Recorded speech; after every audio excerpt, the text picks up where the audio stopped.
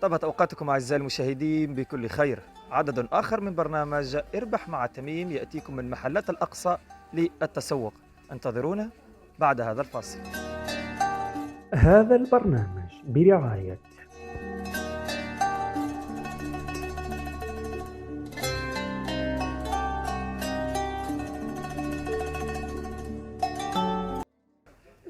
أول متسابق أعزائي المشاهدين، رمضان مبارك نتعرفوا عليه. عبد الكريم من وهران.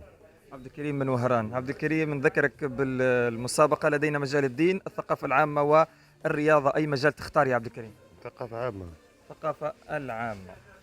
الثقافة العامة. لدينا سؤال 1 2 3 4، اختر رقم. 2. السؤال رقم 2. كم يبلغ عدد الدول العربية الموجودة في إفريقيا؟ نحسبهم في راسي ولا نقولهم ديريكت؟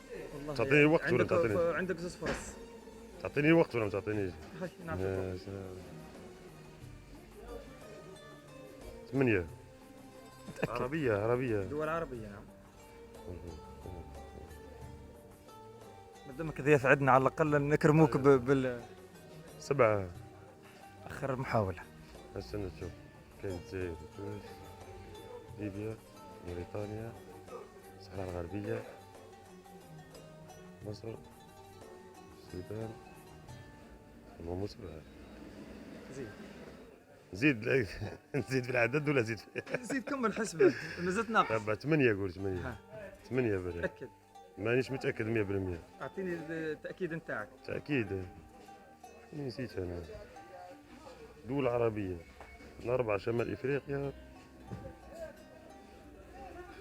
9 أقول. خلاص آخر كلام. آخر كلام. آخر كلام. واحدة زدته من عندي. حتى احنا يما نعطوك نبشروك بفوزك معنا في العدد الثالث من برنامج اربح مع تميم.